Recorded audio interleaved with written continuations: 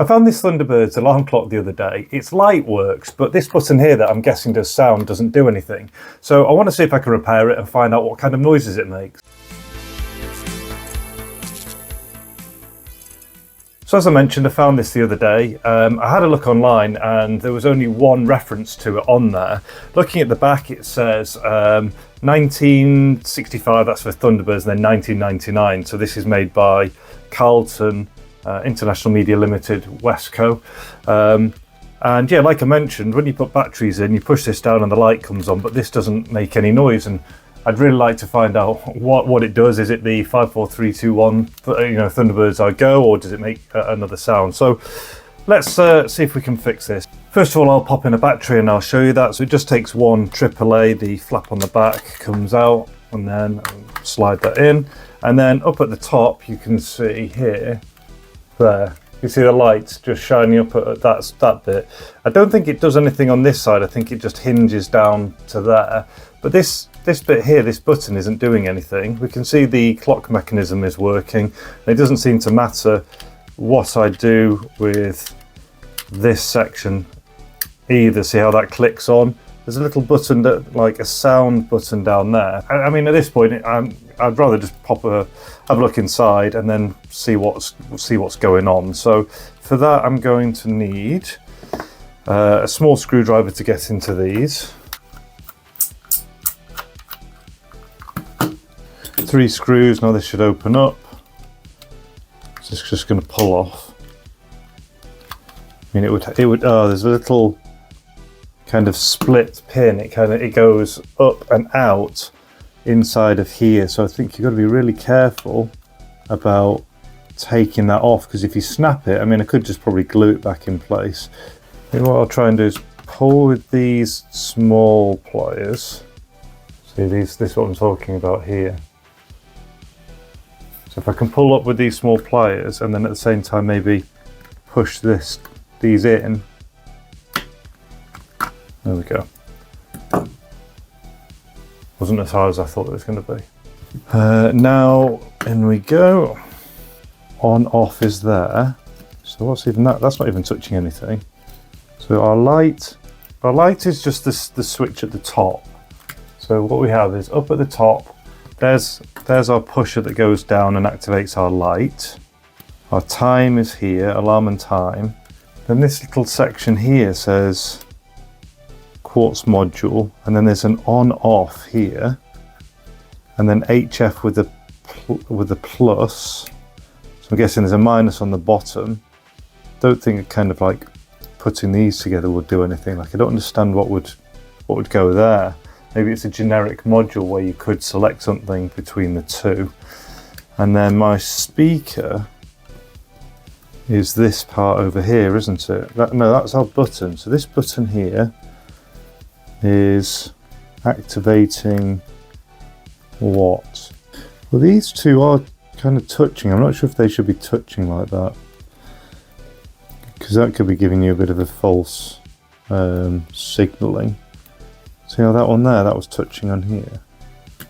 Let's try that. The nice thing is I can just put the battery in the back whilst it's still attached. That micro switch is doing this, but then nothing is happening.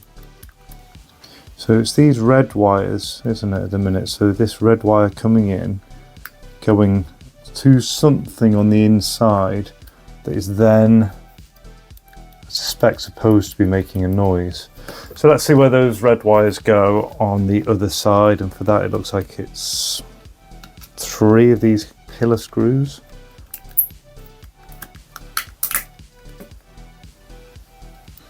Okay, so they're signalling into this section here, and I wonder if that's maybe alarm sound on or off. So if you have, let's move the alarm around again.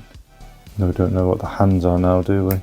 Hands are fallen off inside there, so that's going to have to come off. To get to the hands now, I've pulled that off. How do you do that? The plastic front housing is going to have to come off.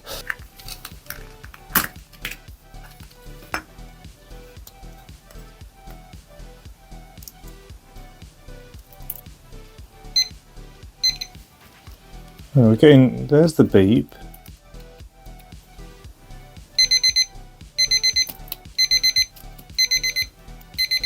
That button doesn't seem to make any difference in silencing it.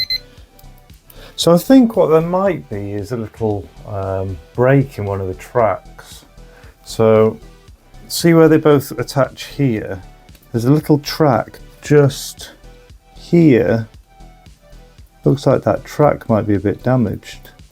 So what I'm thinking is if I clean this up and just run a small piece of wire from here to here, or even just drag a bit of solder across.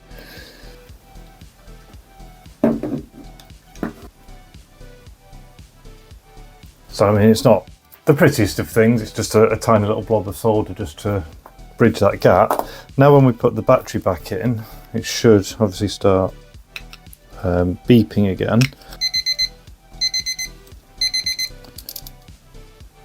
Okay, so now what I need to do is work out, so that the alarm's going off and then it's stopping, but my hands are all out of whack here. So what I need to do is I'm going to rebuild it and put this knob on because it's going to make it a little bit easier to manipulate. Hopefully get the bits back in the right place, and then we'll just see what the functionality is like.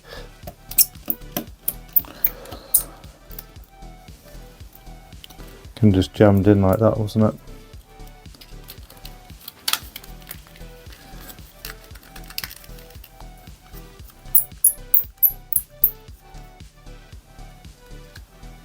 It's not the highest quality of thing. You can kind of see the cardboard at the back coming away, that sticker. Should we put some Pritt stick on it now? Pritt stick. Pritt stick doesn't really work when it's something like card on plastic. I'd have to get out adhesive spray. So I tell you what, as long as there's clearance. Okay, so that's close enough. So I'm going to put the front on, and we'll go to the kind of final demonstration and summary of where we got to with this repair.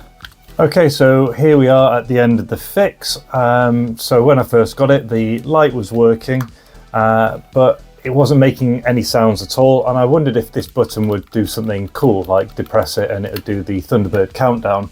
Had a look inside, and it basically looked like there was a broken track, so a signal wasn't getting through. Found it with my tweezers, soldered that up, and then spent a whole load of time trying to get all the hands and the alarm back together.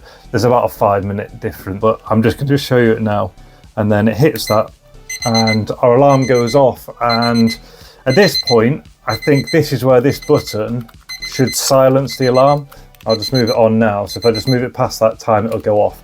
So I think that button doesn't actually make a sound. I think it's there to allow the alarm to be on or off. And if I had more time, or this was a more valuable item, I'd probably go back in again and have a look at that switch that we had a look at right at the start. I think that micro switch might actually be faulty. But anyway, just a quick fix to have a look at this 1999 Thunderbirds alarm clock. Unfortunately, it didn't make as fun a sound that I thought it was going to do, but at least we got the alarm clock working. If you enjoyed the video, please feel free to like it or subscribe to the channel. And if you like this, there'll be some other videos and playlists that pop up in the corner. Until the next one, all the best, take care, and see you.